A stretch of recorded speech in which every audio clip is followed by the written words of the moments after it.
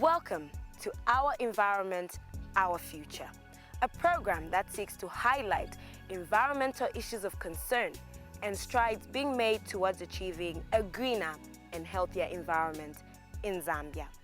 My name is Ruth Benzuitola. To start with, let's find out what the public know about the environment. Environment kulingana ngefuna ishwa environment fintu ifya tuchinguluka. Anything around us, that's an environment. Environment is a place where we live. Yeah. Well, for a common person to be our surroundings, where we stay, the place we stay in, what we need, what to make use of, just in general, our surroundings in particular, yeah.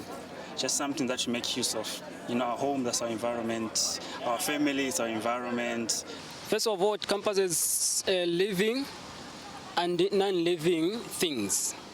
When we talk about living things, these are like human beings, animals, birds, and so on and so forth. When we talk about non-living things, these are like stones, sandy, trees, in fact water, even water, you can put it on that non-living things.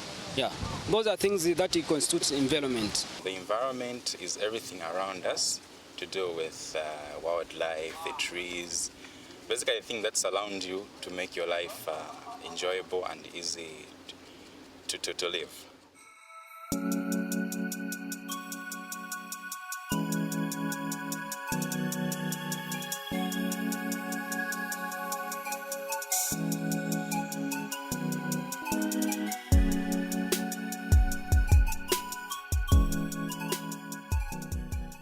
Environment is the sum total of all surroundings of a living organism.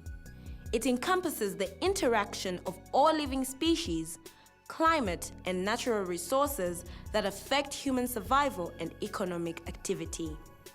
It encompasses the air we breathe, the water we drink, the food we eat, and the land where we live. The environment is a combination of natural and human phenomena. Often when we are discussing environments, people tend to think about environments only with the physical elements around us. When we are talking about the environment, we are basically referring to all the surroundings around us. So we are referring to both living and non-living elements of our surroundings. So this includes human beings, plants, animals, everything in totality around us forms what we refer to as environment. Most times we tend to remove ourselves from what constitutes the environment, thinking of it as only the outside surroundings and the nature around us. As human beings, we are part of the environment and have played a great role in how it has changed throughout history and how it continues to change in both good and bad ways. The state of the environment is affected by each one of us, mainly due to our activities and desire to improve quality of life. Environmental degradation is the destruction of the environment through the depletion of resources such as air, water, and soil. Environmental concerns are not new and continue to be a growing priority on the global agenda. There are a number of reasons the environment degrades over time, and these may not always be caused by human beings. Nevertheless, we need to recognize the extent to which we rely on the environment and how we affect it. It is not only the growing number of people, but also our lifestyles that affect the environment. More people demand more resources and consequently generate more waste and pollution. Zambia has a number of emerging and long-standing environmental issues.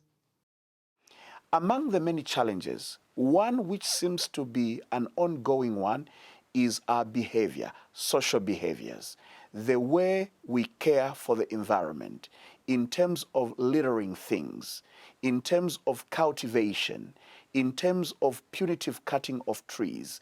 And this is all human undertaking. That is rather a great challenge in the way we have got to look after the environment. And the government has tried by the level best to put in place policies that would mitigate, these challenges. But as long as our behaviors do not change from individual level, community level, and then national level, then the challenges will remain. But we need to focus even more on the way we begin to handle environmental issues from little ways. Throwing out a banana skin through a driving car, throwing out and littering, a bottle of water. And those types of behaviors are the greatest challenge. Population growth, coupled with the demand for more resources and services, brings about the need to clear more land for agriculture, settlements, and other economic activities.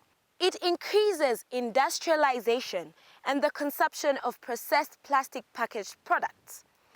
These, if left unchecked, can contribute to pollution and disease outbreaks, among others. The degradation of forests due to clearing of land leads to loss of animal species, as a lot of animals lose their natural habitat. The water cycle is disrupted, resulting in less rainfall and causing drier conditions over broad areas. For a country that is heavily reliant on rain-fed agriculture, this endangers not only our food security, but the economy as well. Another environmental concern is climate change, which is one of humanity's greatest challenges today. It is said to be the significant change in weather patterns over periods ranging from decades to millions of years. Climate change is caused by deforestation, depletion of ozone layer, greenhouse gases such as carbon dioxide, and burning of fossil fuels. Human beings and animals face new challenges for survival because of climate change. Frequent and intense droughts, storms, heat waves, and so much more. Improper management of surface and groundwater can lead to the depletion of fresh water, as it is a finite resource. Rampant sinking of boreholes, setting up of water tanks, and extensive farming have put pressure on the country's dwindling resource, while prolonged droughts due to climate change have worsened the situation. Pollution in all its forms stems from lack of understanding of how it affects our health, food production, and ultimately the environment. Pollution, such as the careless disposal of waste, has destroyed the beauty of our surroundings and caused disease outbreaks such as cholera. For example, everybody else now is in agreement, particularly the end users, to come and say, there's just too much plastic. And particularly if it is to the, the people who look after wildlife, they have had the blunt of the plastic pollution because they are goats. They go into the rivers to drink water that has got plastics. And when they drink, they die because, the animals ingest plastic and eventually they die. So from the economic point of view, we can see if a man who had 10 goats and 5 die as a result of drinking polluted water as a result of plastics, we have shortchanged that person by 50% of his earnings.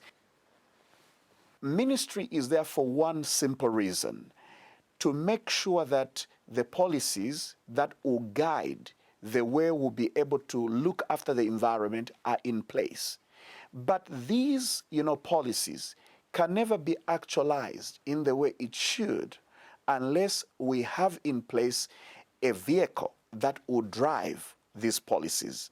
Always remember, the governments, particularly this government, is not in the business of making profit, but rather a very good service delivery for its people.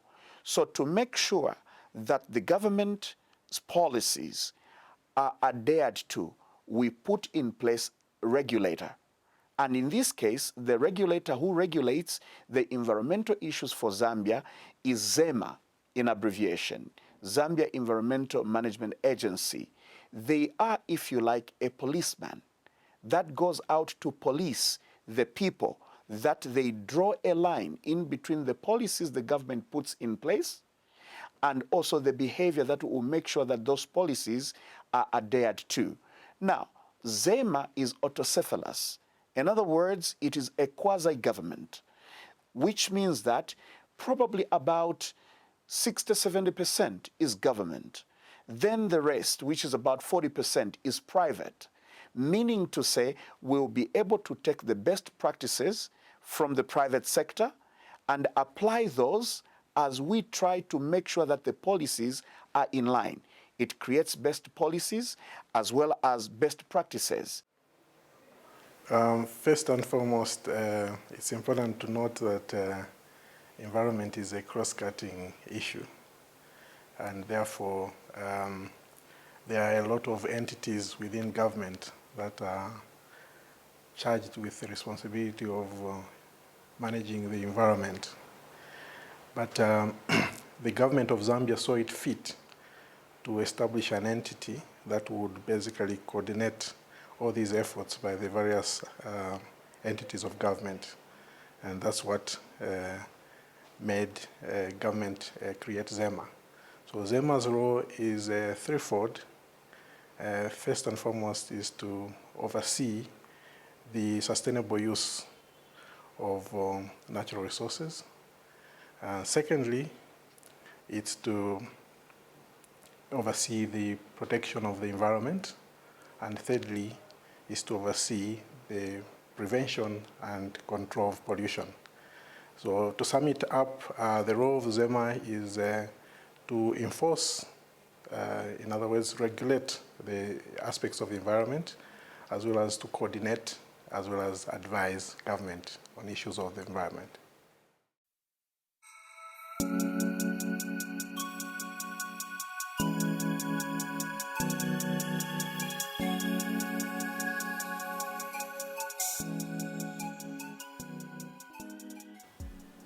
In terms of ensuring that the environment was managed as well as natural resources, the Environmental Management Act was passed in 2011, and what it brought on board the concept of integrated environmental management, bringing in new provisions, novel provisions, as we would say, that would enhance the way we manage the environment.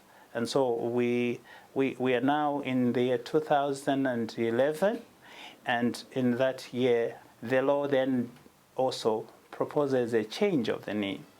Instead of just calling it a council, okay, it's now called the Zambia Environmental Management Agency, really bringing to the fore the concept of environmental management, looking at all the various facets of environmental management. You're looking at environmental protection, you're looking at prevention as well as control of pollution in the environment. In the Environmental Management Act, there is a requirement to ensure that you also have all government agencies putting together what are called environmental management strategies. So each minister or each ministry is required under the Environmental Management Act to put together an environmental management strategy. And then you also have another tool that is introduced as part of integrated environmental management called the Strategic Environmental Assessment. So the Strategic Environmental Assessment is basically looking at assessing the impacts of a policy so that you get to know what the impacts are of that policy. And then when you have gathered that information at the strategic level, when you come to do project implementation or project assessment, which is the EIA, you more or less have most of the information and you have an idea. In fact, the strategic environmental assessment may also tell you to say certain areas are no-go areas. Remember, I talked about preservation. There's also conservation. So you may have to start thinking, okay, certain areas we cannot touch. And ultimately, because environment and development are two sides of the same coin, you will actually be destroying what you would want to get at the end of the day. One of the other issues there is clearly enhancing the provisions on environmental impact assessment, which were there, yes, but a bit more clearer now in terms of the prohibition not to get into projects or development projects without an impact assessment being done and an approval being granted by the Environmental Management Agency. We also notice the introduction of biological diversity. I must indicate to you that at the Rio Summit, whilst the summit was going on in 1992, there was also a discussion and subsequent adoption of the Convention on Biological Diversity. And so the Environmental Management Act actually does domesticate the national, the Convention on Biological Diversity.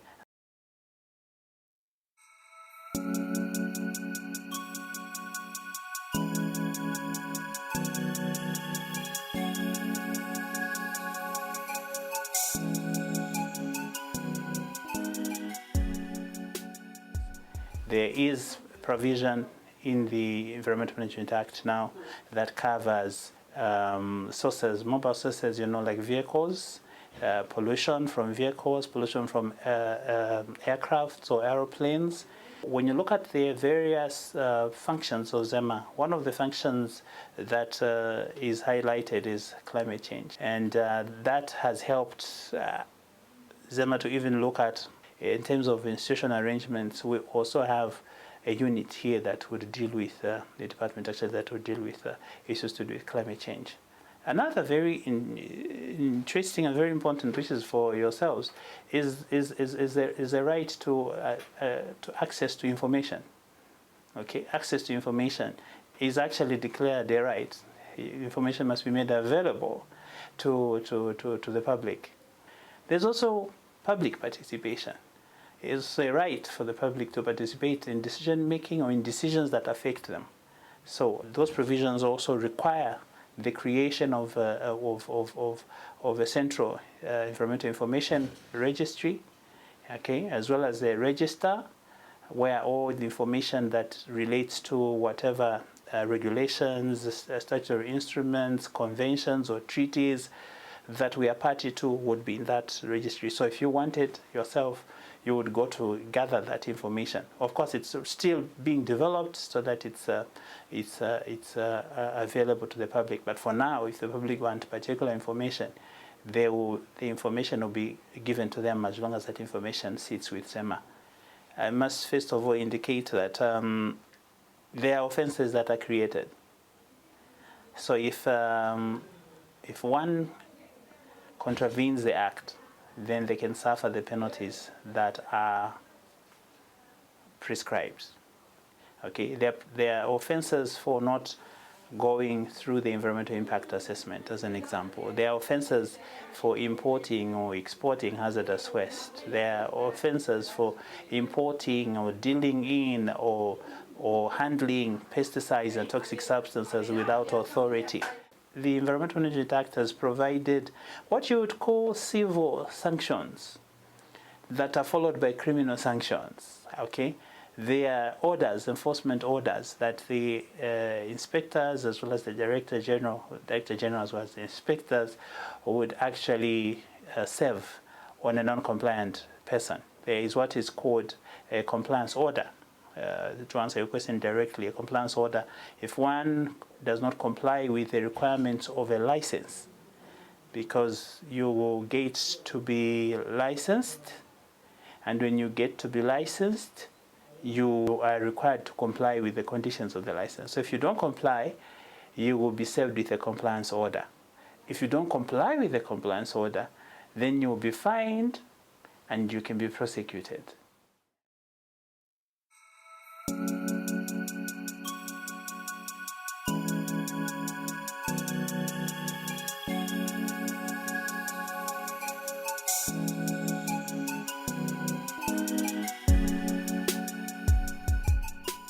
Inasmuch as ZEMA and other branches of government are making strides towards protecting the environment, as citizens, we remain the nation's greatest resource in environmental protection. Each one of us has a stake in its beauty, health, and sustenance.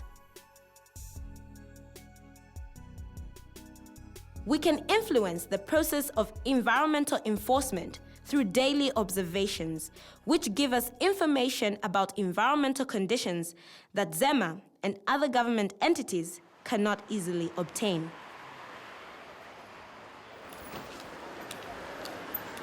Making lifestyle choices and changes that can develop and grow Zambia sustainably as a nation is another way to contribute.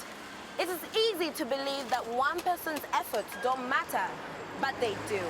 If we all made small changes, we could see a huge difference. It could be something as simple as using gas instead of charcoal, using a bicycle where possible to travel instead of driving,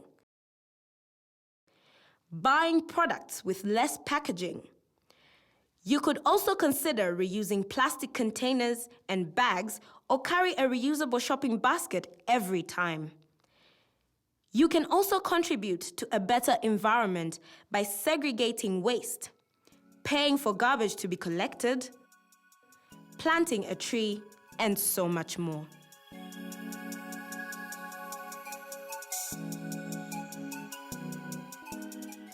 As Zambians, we can be part of these efforts. It is possible to achieve a greener and healthier Zambia. Information might not be the only step towards achieving a greener and healthier environment in Zambia, but it is definitely one of the most important. You have been watching Our Environment, Our Future. My name is Ruth Benzu Witola, and until next time, it's bye-bye.